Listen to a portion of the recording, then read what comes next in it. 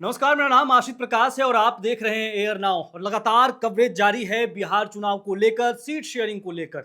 और अभी जो मैं आपको खबर देने जा रहा हूं एकदम पुख्ता खबर है, एकदम अंदर की खबर है। अभी अभी बात हुई है लोक जनशक्ति पार्टी रामविलास पासवान के एक नेता से। नेताजी का नाम नहीं बताऊंगा क्योंकि सोर्स है, एयर नाउ का ये सोर्स है।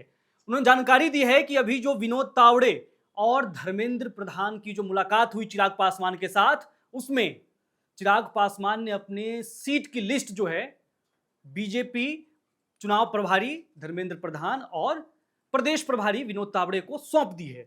लेकिन सिर्फ सौंपी है, कुछ कंफर्मेशन नहीं मिला है, सोचकर बताया जाएगा। यानी कि मामला अभी भी फंसा हुआ है। मुलाकात तो हो गई है लेकिन मामला अभी तक क्लियर नहीं हुआ है। और चिराग पासवान वही चेहरे हैं जो अंतिम तक खेलते हैं। मैंने पिछले वीडियो में ही बताया आपको, अंतिम तक खेलते हैं, प्रेशर पॉलिटिक्स में माहिर खिलाड़ी हैं और अपनी बात मनवाने के लिए बहुत ही प्रचलित रहे राजनीतिक बिहार की राजनीति में या देश की राजनीति में। तो अभी की जो खबर है, चिराग पासवान पटना में नहीं मिले, दिल्ली जाकर बीजेपी के नेताओं को मिलना पड़ा और उस मुलाकात में भी बात नहीं बन पाई है। अंदर की खबर बता रहा हूं आपको कि बात नहीं बन पाई है। चिराग पासवान ने सीटों की लिस्ट सौंप दी है और उस लिस्ट में कितने नाम हैं, कितनी की मांग है, तो फिर से बता दूं 40 से 45 सीट अभी भी चाहिए। एक चीज जो निकल के आया है कि बिहार बुला रहा है, जो वाला संदेश था चिराग पासवान का, उसके लिए एक खबर यह है कि चिराग पासवान, सूत्रों के हवाले से, चिराग पासवान बिहार का चुनाव नहीं लड़ेंगे।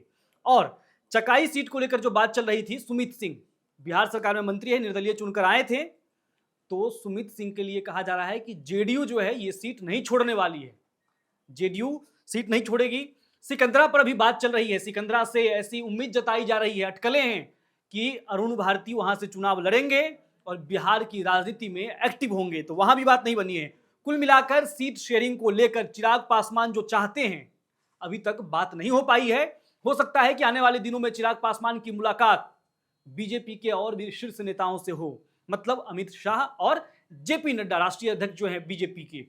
तो अभी की जो सबसे बड़ी खबर है यही है कि चिराग पासवान की बात अब तक अटकी हुई है। उधर वीआईपी के बारे में, महागठबंधन की अगर बात करें तो वीआईपी के बारे में कहा जा रहा है कि मुकेश सहनी को मना लिया गया है और 21 सीट पर मुकेश सहनी चुनाव लड़ सकते हैं, ऐसी खबर है। और सबसे बड़ी खबर कि चिराग पासवान, युवा बिहारी चिराग पासवान अपने आप को कहने वाले, लगातार एलजेपी फॉर इंडिया के एक्स हैंडल से ये पोस्ट किया जा रहा है कि चिराग संग बिहार, एनडीए संग नहीं, मोदी जी के साथ नहीं, चिराग संग बिहार। यानी कि मामला स्पष्ट है कि जो चाहिए वो चाहिए, बिल्कुल भी कार्यकर्ताओं के सम्मान के साथ कोई खिलवाड़ नहीं। ये भी कहा जा रहा है, अरुण भारती लगातार पोस्ट करते रहे हैं और वो अब तक चला आ रहा है। चिराग पासवान अपनी बात मनवा पाते हैं या नहीं मनवा पाते हैं, ये भी भविष्य के गर्भ में है, लेकिन मामला बहुत ही गंभीर है राजनीतिक लिहाज से। और ऐसे में सवाल उठ रहे हैं, विकल्प भी लिखे जा रहे हैं। कई लोग तो विकल्प के तौर पर लिख रहे हैं कि चिराग पासवान के पास विकल्प क्या क्या हैं। प्रशांत किशोर का गठबंधन, दोनों मित्र एक दूसरे को बताते हैं, एक दूसरे की तारीफ करते हैं। क्या हो सकता है? राजनीतिक हमेशा अनिश्चितताओं का खेल रहा है, कुछ भी हो सकता है, कुछ भी यहां असंभव नहीं है। लास्ट टाइम में कुछ भी हो सकता है, चिराग पासवान अकेले चुनाव उतर जाएं, वो ऐसा कर भी चुके हैं।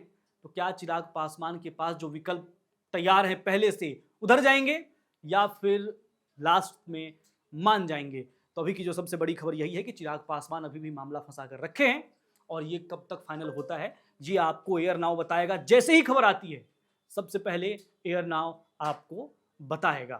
फिलहाल अभी के लिए बस इतना ही।